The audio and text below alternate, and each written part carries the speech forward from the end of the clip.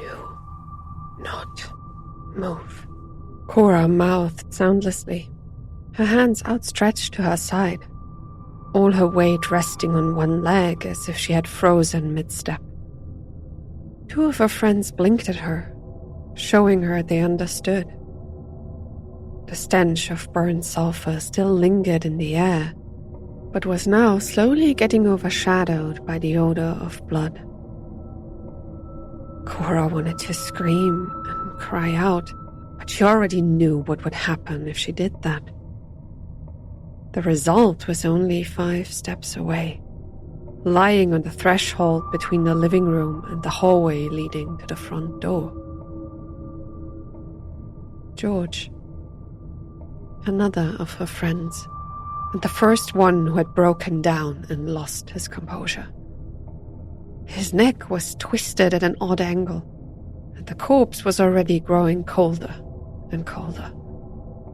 How had it happened? Why? She had come here to this house with 5 of her friends, and now only 3 apart from her were still alive. Would they make it out of here? Cora didn't like their chances. She could feel a tear building in the corner of her eye, slowly running down, and panic gripped her. Please don't count that as movement, she begged in her mind, and felt the cold chill as something brushed past her. Then the burning gaze lingered on her face a moment longer. A soft, light chuckle filled the air in the living room, and Cora could see the others shivering at the sound. The guest was present and enjoying the show. She felt like throwing up at the thought.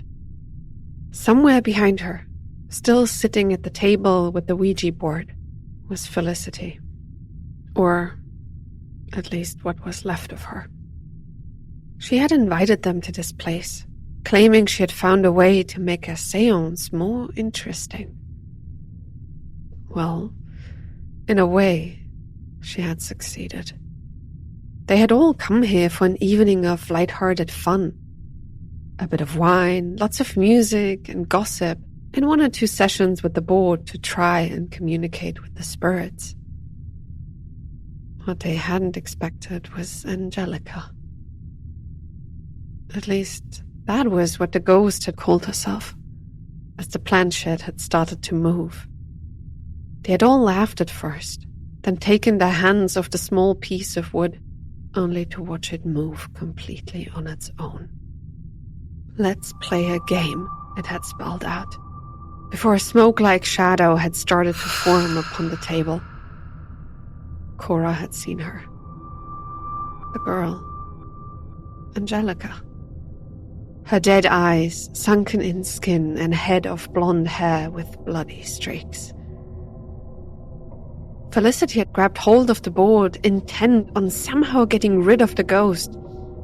But before she could say goodbye, the spirit had snapped its fingers and Felicity had died.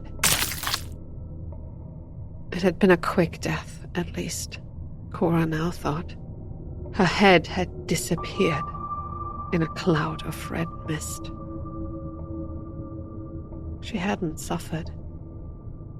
All the others had jumped up and tried to run for the door, but after hardly more than a step, Cora had frozen in place. She could still remember the feeling of being restrained so completely, and now she wished it would come back. Angelica had told them the simple rule of her game. Move, and you die. The feeling of being restrained had disappeared, but Cora's instinct screamed at her to not try and run. George, beside her, had shown her why. He had managed another 2 steps, howling all the while, and as his foot reached the threshold, a ghostly figure appeared next to him, and his neck snapped like a twig. Cora and the other 3 got the message loud and clear. Whatever they had invited in wasn't a friendly spirit or talkative ghost, but at some evil demon now playing with their lives.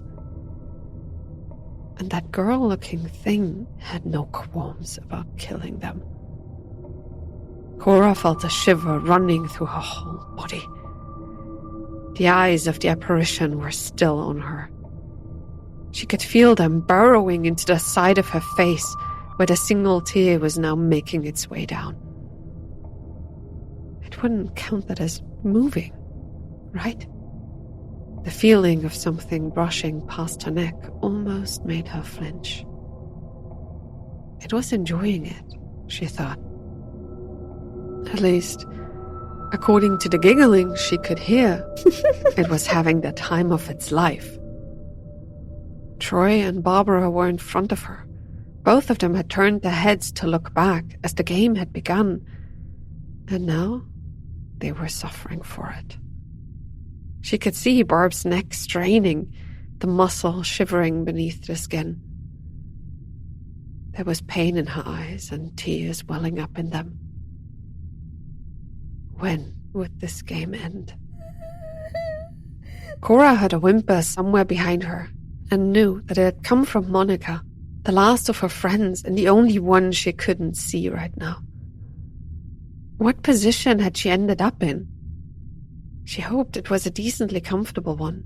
Otherwise, staying still would be even more torturous. The presence suddenly let go of her. The burning gaze disappeared, and Cora felt relief, even though she knew that Monica would now be put under scrutiny in her place. It was unnerving having the thing's attention. The burning gaze, the cold shivers. It was delighting itself by torturing them. Cora didn't doubt for a second that it knew exactly how bad it was for them. Yet it seemed intent on making one of them break. Who would be next? No one, Cora wanted to say, but something inside of her stirred at the thought. What if the thing let the last one go? If it was a game, there had to be a winner, right? If that was the case... No, she hissed at herself. Monica was her friend. They had spent evenings and whole days together. She had helped her after her last bad breakup, for fuck's sake. But if it was for survival... Cora bit her tongue and felt a slight stinging pain in the leg she was balancing on. If one of her friends fell over, could she maybe put her other foot down? Would the spirit count that as movement? Well, if this game went on any longer, it wouldn't really matter. Sooner or later her leg would cramp up and she would fall, which would definitely count, as George had shown them. Cora focused on her two friends in front of her. Troy was looking tense, but not in pain. Barbara's neck was twitching slightly, but the spirit was still somewhere behind her, with Monica. What was it doing back there? Was her friend in trouble? She couldn't turn around to look. A low whimper reached her ear. This one was not coming from the ghost, but from a still living human being. Worse yet, Cora could see Barbara's eyes go wide. Her lips opened, and for a second, she could see her mouthing a word silently. No. It was an expression of pure terror. Cora could feel the chill, but couldn't see. What was happening behind her? A sob followed that whimper from before. She could hear Monica's desperation in it. Maybe she had found herself in a bad position at the start of the game. Or was the spirit doing something to her? No, Cora couldn't imagine that. It seemed cruel and ready to kill, but it hadn't messed with any of its unwilling participants before. Maybe it was afraid it would spoil its fun if it interfered. Whatever the case, Monica was now sobbing right behind her, She could see Troy staring past her, his eyes shaking. What was happening there? Cora got the unmistakable sensation of something getting closer and closer. It didn't feel like the demon, though. A shiver ran through her leg. What would she do in Monica's position if she couldn't hold out anymore? She already knew, deep down, even if she didn't want to. If someone else moved first, the demon would concentrate on them. Maybe she could change her position during that brief moment. Cora felt it now clearly. Monica, behind her, was getting ready to do something. Maybe she would jump at her, pull her down, and hope the spirit would only kill one of them. Cora tried to brace herself in her current position. Her leg was shivering as she tensed up. If Monica managed to reach her, she would fall. She already knew that. But there had to be something she could do. Her friend sobbed again and whimpered. It was a thoroughly pitiable sound. Would it be better for all of them if Monica just gave up? As long as she didn't try something stupid, the rest of them would be safe. At least for a time. Couldn't she just go quietly? Cora felt a stinging pain in her chest as she formed that thought. Yes, she was praying for her friend to die. But only so she could survive. A soft breeze blew past her neck and ruffled her hair, and in an instant Cora tensed up even more. It was coming. She would try it now. The sobs disappeared and were replaced by something that sounded like growls. Don't do it! Cora wanted to scream, but knew she would pay dearly for that. Barbara, the one right in front of her, looked like she was about to cry. She had to watch. No, she could watch, Cora thought, and felt the nerves in her back heating up. Seeing was better than having to only imagine it. Would Monica lunge for her? Cora heard childlike giggling from the spirit that not only had eyes for her friend, it was enjoying it. All of it. The growling stopped, and Cora felt like the whole world held its breath. She tried to brace herself as best she could, then closed her eyes. Shoes squeaked on the floor at her back. Monica was moving. Slightly right now. Just kill her! She howled at the ghost in her mind. Kill her before she can touch me!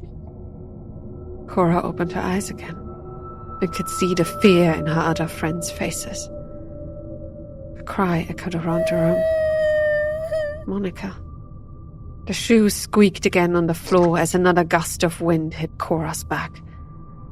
It felt so cold, she thought, and a tear ran down her own face. She couldn't protect herself, she knew. If Monica jumped... Another scream pierced the almost silence, and Cora could see Barbara closing her eyes now. She didn't want to watch. You moved. A young, childlike voice whispered somewhere behind her, followed by a wail that got cut short by the sound of something breaking. Cora trembled as she heard the lifeless body slumping to the floor at her back. She felt like she would collapse as well. Hadn't she prayed for it to happen like that just moments before? Cora wanted to shake her head, but stopped herself at the last instant. Yes, but no. She felt lightheaded, sick and exhausted. Troy's eyes were open wide in shock and disgust. Only the three of them were left now. Would they need to stay like this? If so, at least she would be able to look at them. Cora felt a cramp building inside the muscles of her leg, just as a spirit brushed by her and made the temperature drop another few degrees. Childlike, joyful laughter filled the air of the room. You guys can relax now. The voice almost laughed. Cora could see Troy shooting her a glance while Barbara still held her eyes shut. There were tears streaming down her face, dripping onto the floor. I'm bored now. Let's play something different. Cora felt her leg cramping up and quickly put down the other foot. She wouldn't have managed to keep standing like that for more than a minute anyway, she thought, and looked around. The ghost didn't seem to mind her moving. And watching her, Troy finally relaxed as well. Would it let them leave? No. The apparition was still here, still as strong as before, and there was no doubt in her mind that this thing would kill them if they either tried to run or made a move for the Ouija board. Cora bent down and massaged her leg. It wanted to play another game. She could already feel the tension in the air. Barbara and Troy seemed to be of the same mindset, though. They too stretched and massaged their legs and muscles. What else could they do? Call for help? No one could save them right now. A shadow seemed to settle in the furthest corner of the room. If she looked at it closely, she could see the blonde hair moving ethereally, while the demon stood still. Let's play hide and seek. A sudden, childlike voice broke through the silence, and Cora couldn't help but shiver at the tone. The thing sounded happy. You hide, I seek. No cheating, no running. Stay in this room. Cora shot Troy a glance before they both looked at the corner where the shadow stood. George's corpse was still on the threshold. It would kill them if they tried to run. Cora got a hard shove to the shoulder, stumbled and fell, and as she looked up, she saw Barbara running past her, just as the ghost lifted its hands to its face and began counting. 60. What the fuck? She wanted to scream at her friend, but Barb was already running through the room and jumping over Monica's corpse right behind them. There weren't many hiding spots here. The room itself was big, but besides the table, the couch, the bookshelf and the TV, there wasn't much one could use, especially against a being that could probably sense them anyway. 55. The voice rang out, and Cora felt a cold chill as she jumped up to her feet and looked around. Troy was running toward the sofa, while Barbara was already pushing herself into the small corner behind the rack where the big plasma TV stood. Fuck, she hissed.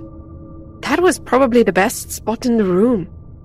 It was tight, yeah, but one could hide behind it without feeling cramped. She watched as Troy reached the sofa and pulled at the upholstery. Was it a fold-out one? 50. The childlike voice rang out. Cora turned around. Shit. 3 bodies on the floor. She couldn't hide among them. The corner where the ghost child stood was the only dark place right now. Cora heard Barbara groan as she pushed herself into a hiding spot. Shit.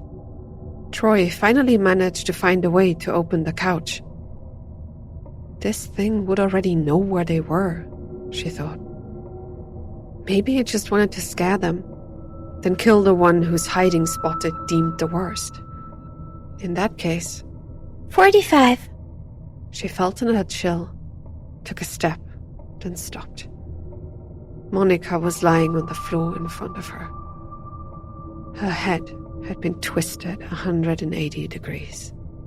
She felt sick. 40. Her time was running out, but no matter where she looked, she couldn't see a single good spot to hide. Under the wide-open table, next to one of those potted plants, it was a joke. The ghost would immediately see her and twist her neck. 30. Should she try to run? Jump over George's corpse and flee? She wouldn't get far. Her instincts told her. No. She needed to play this game. Cora started running in the opposite direction from the ghost. Passing by the couch and the TV, she could feel her friend's stares on her. There had to be another spot. She looked. 25. Just 2 empty corners and the bookshelf. No way to hide. 20. Cora wanted to scream. Should she try to drag one of her friends out of their hiding spots? No way. There wasn't enough time. She looked again. The window. Its frame was big and there were curtains. Not full-length ones, but they were there at least. Maybe... 15. Cora started running again. Her heart was racing almost out of control. This would be it, her instincts told her. Her last moments before she died. No. She pushed open the curtains and looked more closely. 10. It was doable. Cora pulled herself up and balanced her feet on the frame sticking out. It held her weight. 5. She grabbed hold of the frame at the side of the window. 4. Her other hand found the curtain rod. 3. She hoped the thing wouldn't see it. 2. Cora pushed the curtain back into place, and the view of the room got darker. 1. Something moved toward her. It flew across the room, hit the curtain right in front of her face, and dropped to the floor with a clatter. A DVD case. From next to the TV. Barbara. She had thrown it at her. Ready or not, here I come. The child sang, and Cora felt the air getting colder. It whizzed through the room, toward her, and she almost let out a scream. A small, dead hand appeared below the curtain, touched the DVD case, and laughter filled Cora's ears. She could hear her own heartbeat up in her head. The thing had to know, right? Below her, the hand disappeared, and Cora could see the shadowy figure standing in front of the curtain, staring right through it. Please, she hissed in her thoughts. Please, leave me alone. She could feel it, the thing's presence. The childlike figure kept staring, giggling and moving slowly from side to side. Come out, wherever you are, she whispered, and Cora felt like she was about to faint. Barbara had killed her. That hadn't been an accident. Cora wanted to scream and cry, but the monster on the other side of the curtain seemed to enjoy the game too much to simply drag her out of there. If only she had reacted more quickly, chosen another spot. A finger brushed along the curtain, slowly and leisurely, as the figure started to move past the window. Cora bit her lips and closed her eyes. If it suddenly came back, she would scream, she knew. And with that, she would be caught. Cora watched the thing move away, as if she hadn't already found her, and instead followed a wall. Its path was leading right past Barbara, and Cora couldn't help but hope it would see her somehow. Her friend had tried to kill her first. All bets were off now. Her fingertips dug into the frame of the window as she tried to keep her balance. It wasn't easy, but the fear let her forget the pain. The apparition moved steadily along the wall, then passed by the TV without so much as a second glance. Cora cast in her mind, then suddenly noticed something shift in the darkness behind the rack where the TV stood. It was only for a moment, happening the instant the demon had passed by, but she could see an object flying out of the hiding place and across the room. A snow globe, she realized, and immediately saw its target. The couch. Cora held her breath as she saw the object descend, then hit and shatter right in front of it. A shocked, muffled scream could be heard coming from the hiding spot, and Cora's heart sank. Troy! The apparition turned and whizzed through the room, now no longer giggling. Cora couldn't avert her eyes. Troy had fallen silent again, but she could see that it was too late for him now. The thing had had its fun, and Barbara had managed to make him scream. Through the curtains, she could see the demon stop in front of the couch, then suddenly pull up the hidden compartment. Troy screamed again, but it didn't help. Cora looked on as a ghostly hand descended and pulled the struggling man out by his neck. He was kicking and shouting, but the sound hardly registered. All Cora could concentrate on was the sight of the little girl raising a hand. And then, the dreadful noise of Troy's neck breaking as his head violently jerked back. She let go of the body, and it fell to the floor, lifeless. Cora felt herself trembling as the girl stood still for a moment, then let out another giggle. You can come out now. Let's play one last game, she announced, and Cora slid off the small ledge she had been balancing on and stepped onto the floor. Barbara appeared as well, her face flushed, tears in her eyes. She knew what she had done, and couldn't even look at her. Whatever that last game was, she would try to kill her again.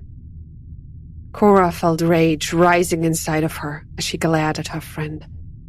The ghost, on the other hand, seemed almost ecstatic. It was twirling around like a child, then stopped suddenly to look at them. How about a round of catch? I'll be it first, and you guys get a few seconds of a head start. You can run wherever you want, but don't try to leave. Okay? At those words, Barbara's eyes shot up. She glared at her. Cora knew it in an instant. This wouldn't end with them just running away from the ghost. No. Barbara would target her. She needed to be quicker than her. At least this time, they were allowed to leave the living room. 10 seconds should be fine, the ghost said, and its eyes wandered back and forth between them. Cora felt the gaze under her skin, but this time, she didn't react. Her whole focus was on something different. She set off without a warning, ran toward the threshold where George had died, and heard Barbara hissing behind her. Right now, she had to get out of this room, turn to the stairs, and run up. There would be plenty of opportunities to get away on the second floor. Cora reached the corpse, jumped, and at that moment, felt hands touching her back. The shove wasn't hard, but it caught her completely by surprise. She screamed as she saw the frame of the door shooting toward her, felt the impact as her head crashed into it, and lost her balance. A knee found her shoulder as she slumped down, blood spurting from a wound on her forehead. Barbara. She hadn't thought her friend would act quite so quickly. Cora could see her through the blood running into her eyes. Her gaze was cold as she ran past and up the stairs. 10 seconds, the ghost had promised them. Her friend would be up and away if she didn't hurry. She needed to keep up with her somehow. Cora got up, but staggered. Blood was still running down her face, dripping onto her shirt and even onto the corpse below. Her head hurt. Her leg felt like it would give up. But what else could she do? She forced herself to start running again, almost stumbled over George's outstretched arm, then caught herself on the wall. How many seconds had passed? Barbara was running up the stairs already. She would be gone and safe before the time was up, and would leave her down here with the spirit. Cora stumbled and dared to glance back at the demon standing in the living room. Her hands covered her eyes, but there was no doubt in her mind that she knew everything that was happening around here. She would come after her in a few seconds. If Barbara was upstairs, hiding again, she would need to do so too. Cora felt her leg cramping up as she took another step, the blood from her forehead running into her eyes. The world around her got covered in red. She could hardly see anything, but this fear still drove her on. What would happen if the ghost caught her? It would break her neck. What would it feel like? In her mind, she could hear the sound already. This noise would suddenly swallow the whole world around her and plunge her into darkness. She felt her body and mind shivering at the thought, but forced herself to go on. As long as she reached the upper floor, she still had a chance. If the ghost didn't follow her but Barb's, she would be spared. Blood ran past her nose and dripped onto her lips. The metallic taste entered her mouth. Her hand reached out to the banister as her foot found the first step. How many seconds had passed? It had to be 10 already, right? Maybe even more? Then why was the ghost still standing in the living room, still waiting? The thoughts swirled around her mind, but Cora forced herself to push them away. She needed to get out of here, right now. She took a step up the stairs, then another. Her gaze was still fixated on the ghost standing in the room. The thing didn't even look at her. Its hands were covering its face, like a statue. Cora hurried up the next step until she lost sight of the apparition, and suddenly heard it. The ghost had started singing. No, humming a tune. It sounded strangely sad, yet at the same time, threatening. The melody carried through the walls as the thing started moving, and Cora wanted to scream. Around her, the world was still covered in a sheen of red. Blood was still running down her face, and she felt this dull headache. But her mind kept howling at her not to stop. She had to run away, to get away. Cora forced herself to look up, and suddenly felt her heart jump. At the top of the stairs, something moved. She could hardly make out what it was, first thinking it was the apparition, already waiting for her. But no. The realization hit her like a ton of bricks. It wasn't the ghost. That thing was still downstairs, coming closer, humming its tune. No, it was Barbara. She hadn't run far or hidden.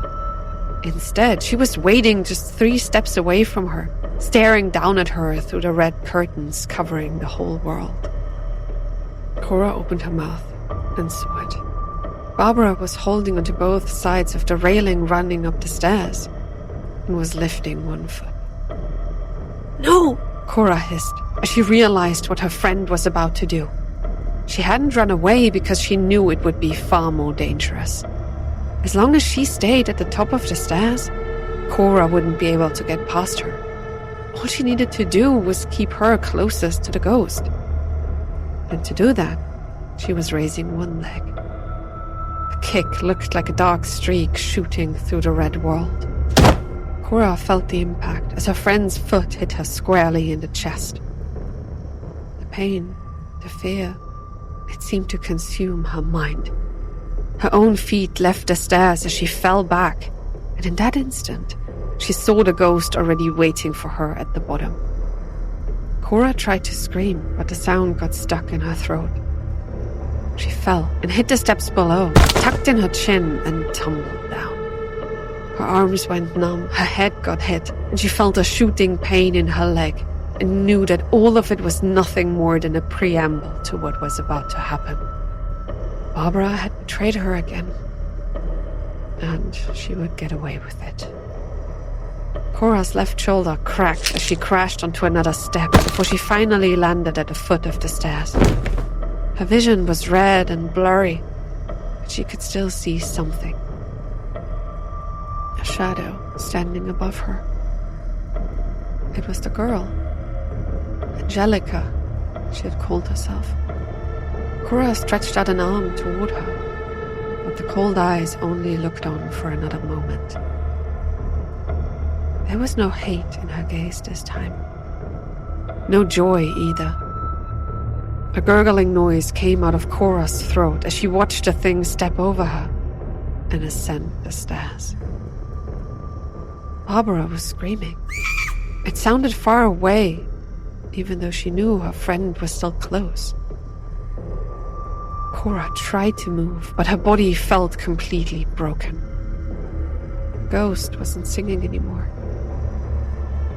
It was ascending the stairs quickly.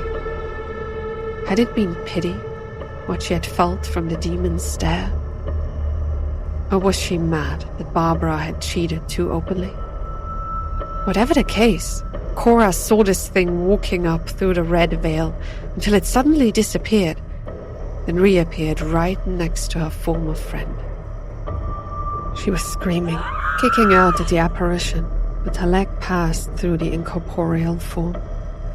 Barbara howled as a single hand grabbed her by the throat and lifted her up. She was struggling, just like Troy had. It was as useless now as it had been then. The sound of a neck breaking filled the air, and Cora watched as Barbara's lifeless body dropped, then rolled down 2 of the steps before getting stuck at the wall. Her eyes were heavy. She felt exhausted and in so much pain that Cora could hardly think anymore.